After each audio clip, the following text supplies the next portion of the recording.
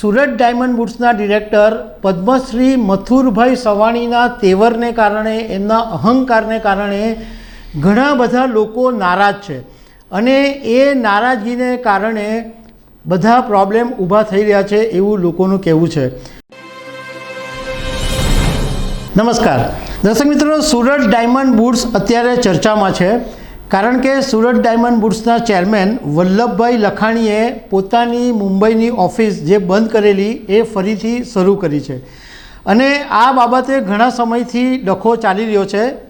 અમે ઘણા બધા ડાયમંડના વેપારીઓ સાથે, લોકો સાથે અને સુરત ડાયમંડ બુટ્સની કમિટી મેમ્બરો સાથે વાત કરી તો એક એવી વાત સામે આવી કે સુરત ડાયમંડ બુટ્સના ડિરેક્ટર પદ્મશ્રી મથુરભાઈ સવાણીના તેવરને કારણે, એમના અહંકારને કારણે ઘણા બધા લોકો નારાજ છે અને એ નારાજગીને કારણે બધા પ્રોબ્લેમ ઊભા થઈ રહ્યા છે એવું લોકોનું કહેવું છે.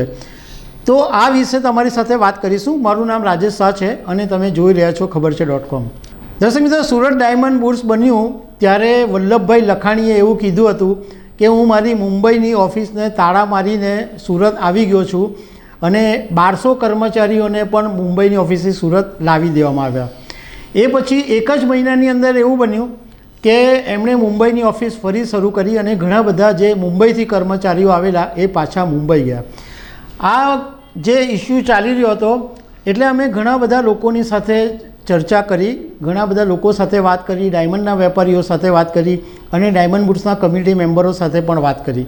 તો આ બધા લોકોની સાથે જે વાત કરી એમાંથી જે વાતો સામે આવી એના વિશે અમે મથુરભાઈ સવાણીને 3 સવાલો કર્યા. તો એ સવાલોના એમણે શું જવાબ આપ્યા તે પણ તમે જાણો.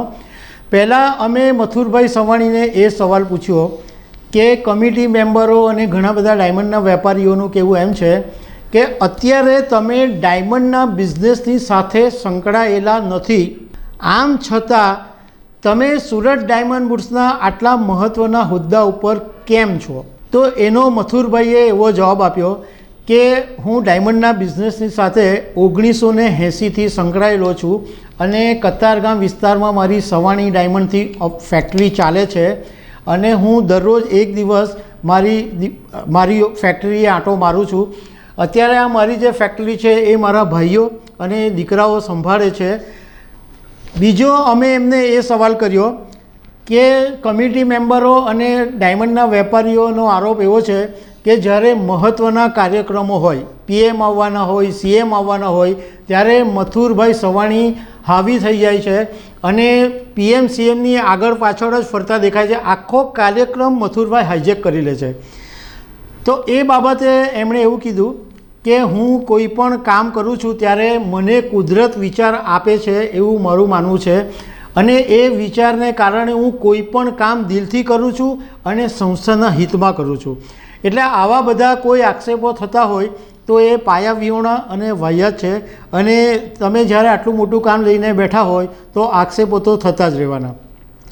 ત્રીજો સવાલ અમે મથુરભાઈ સવાણીને એમ પૂછ્યો કે તમને પદ્મશ્રી જેના માટે મળેલો, જે પાણીના ચેકડેમને કારણે તમે આટલું બધું કામ કરેલું, એ પછી કામ તમે બંધ કરી દીધું છે. તો એનો જવાબ મથુરભાઈએ એવો આપ્યો કે 1995થી 2013 સુધી મેં સૌરાષ્ટ્રના ગામોમાં પાણીના ચેકડેમ બનાવ્યા. એના માટે હું 20 વર્ષ સુધી ગામડે ગામડે ફરતો હતો અને લોકોને જગાડ્યા. તો એનો મતલબ એવો તો છે જ નહીં ને કે આખી જિંદગી આ જ કામ ચાલ્યા કરશે, કારણ કે જે હેતુ માટે કામ ચાલુ કરેલું એ મોટા ભાગનું કામ પતી ગયું છે.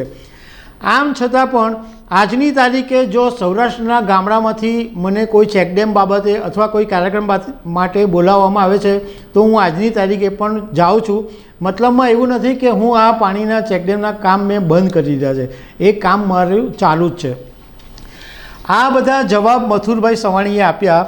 પરંતુ અમારે એ કહેવું છે કે જ્યારે તમે સુરત ડાયમંડ બુટ્સ બનાવ્યું અને દુનિયાની ઓફિસ બિલ્ડિંગ તરીકેની ખ્યાતિ મળી, તમે 5000 કરોડ રૂપિયાનું રોકાણ કર્યું છે, 4500 વેપારીઓ અહીંયા આગળ ઓફિસ ખોલવાના છે, તો તમે આ કામ પ્રોફેશનલી શું કામ નથી કરતા?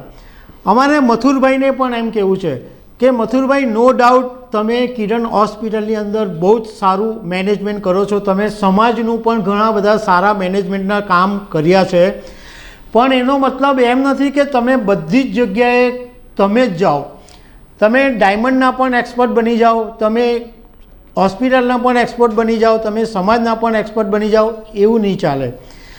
તમે જ્યારે આ ઇન્ટરનેશનલ લેવલનું ડાયમંડ બુડ્સ હોય ત્યારે તમારા જે કોઈ પ્રોફેશનલી સીઈઓ અને પ્રોફેશનલી ટીમ તમારે રાખવી પડે.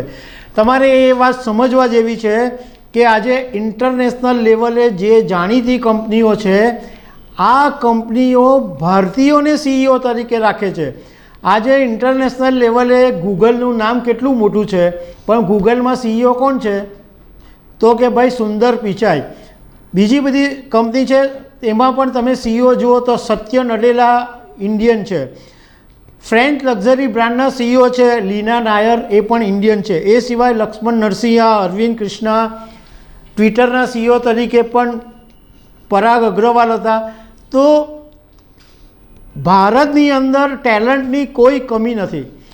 તમારે જ્યારે બુડ્સને ઊંચું લાવવું હોય તો તમારે પ્રોફેશનલ ટીમ બનાવવી જ પડશે, કારણ કે તમે તમારી ઓફિસની અંદર માસ્ટર હોઈ શકો, તમે એમાં એક્સપર્ટ હોઈ શકો, પરંતુ આ તમારી ફેક્ટરી કે આ તમારી કંપની નથી. આ સુરત ડાયમંડ બુડ્સ એ સંસ્થા છે અને તમે તમારી ફેક્ટરીનું પણ કામ કરો અને સાથે આ કામ કરો તો એમાં તમે સારું રિઝલ્ટ નહીં આપી શકો.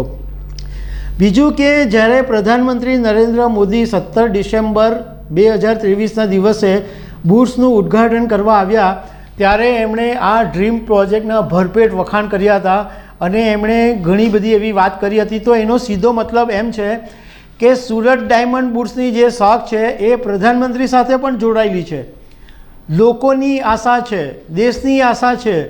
તો આ ડાયમંડ બુડ્સની હાલત ઈચ્છાપુરના જેમેન જ્વેલરી પાર્ક જેવી નહીં થઈ જાય એનું તમારે ધ્યાન રાખવું પડશે. દર્શક મિત્રો, એક વાત અમે અહીંયા સ્પષ્ટતા કરવા માંગીએ છીએ કે સુરત ડાયમંડ બુડ્સની આ વાત કહીને અમે કોઈ નેગેટિવિટી નથી ફેલાવતા, અમે કોઈ એવી વાત નથી કરતા કે જેને કારણે સુરત ડાયમંડ બુડ્સનો વિકાસ અટકી જાય. અમે તો એમ ઈચ્છીએ છીએ કે સુરત ડાયમંડ બુડ્સ ઇન્ટરનેશનલ લેવલે પહોંચે અને સુરત, ગુજરાત, દેશનું નામ રોશન થાય અને ઘણા બધા લોકોને રોજગારી પણ મળે અને આર્થિક રીતના પણ સુરતનું નામ દુનિયાના નકશા ઉપર આવે એવું અમે ઈચ્છીએ છીએ. તો દર્શક મિત્રો, આવી અનેક વાતો સાથે અમે તમને મળતા રહીશું. Thank you very much.